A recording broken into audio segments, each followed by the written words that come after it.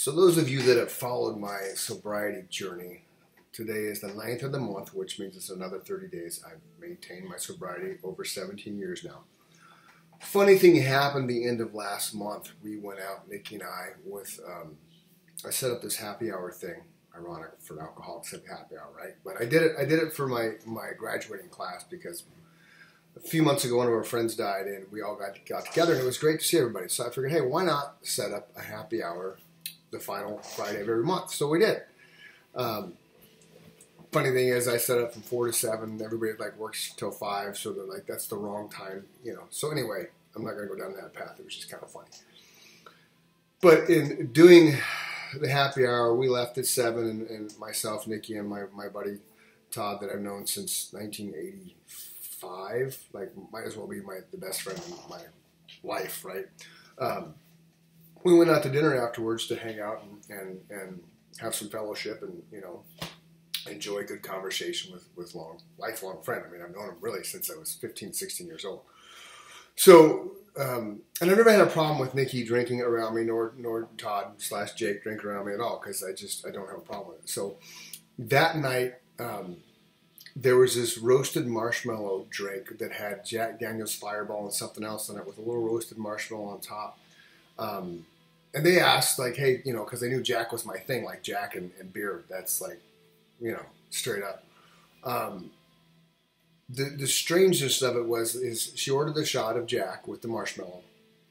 And I've never had temptation with beer, right? Because I've always liked the taste of beer, but once I realized I could hit fake beer and not have an issue with it, then I have true non-alcoholic beer on hand a lot.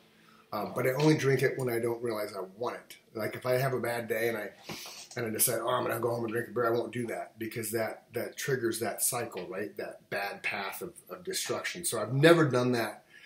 I've had it like by a happen chance. Like I'll be outside grilling, oh, a beer sounds good, and then I'll go grab a fake beer because it wasn't something that was predicated on me getting through my day or purging my day, if that makes any sense. So with the Jack, Nikki got the Jack shot, and we had this thing we used to do. You know, when I first got sober, she would take her little fruity drinks, whatever it was, you know, and then I would kiss her, and I would taste the drink, which, you know, it was fun and cool, and, you know, it just made me feel a little bit normal when I realized I had a problem with drinking because I could still taste it, but I wasn't getting the effect. So with the Jack, she took a sip, you know, and we kissed, and I didn't really taste it, but I could smell it. That smell fucking triggered me like you wouldn't believe. Like it's straight up. Like I started like getting a little bit antsy, nervous, and it was just the smell of it alone was opening up that doorway, which I didn't want to open and never want to open, because once that door opens again, you know, it's falling down a rabbit hole.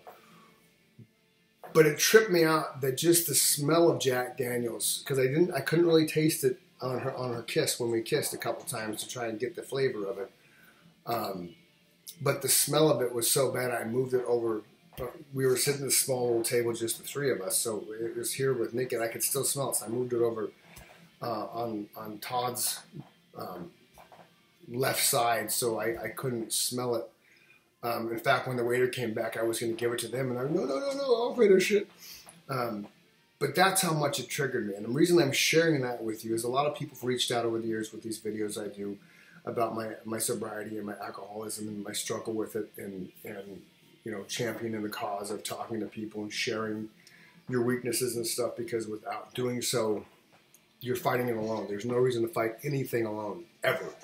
We all have friends. We all have family, for the most part. I don't really have family, but we all have somebody we can lean on, right? So it's one of those things that the smallest thing can trigger you, especially if you're an alcoholic in recovery or a drug addict in recovery. So be mindful of those little triggers. Like I knew as soon as I smelled it, holy shit, this is bad. Like if they ever make fake Jack Daniel's alcohol-free whiskey, there's no way. There's no way in hell I could survive by drinking fake whiskey. Fake beer's a whole different thing. It's been so far removed now that I can handle that without it triggering me, but the Jack, no bueno. So what I'm getting at is be mindful of your weaknesses and be mindful of your triggers when you see them and get yourself out of that environment. My way of getting out of the environment was moving the Jack over to Todd. And I knew neither one of them were going to let me drink it because that just would have been chaos. So they wouldn't have done that at all. But it's just one of those things that I recognized it. So recognize your weaknesses, recognize your triggers, and change the environment. Get out of the environment if you have to, because you don't want to go down that rabbit hole and destroy everything you've worked so hard for. So that's my story today. That's my little piece of advice for this additional 30 days of sobriety. I hope everyone's having a great day, and if you're struggling, reach out to somebody.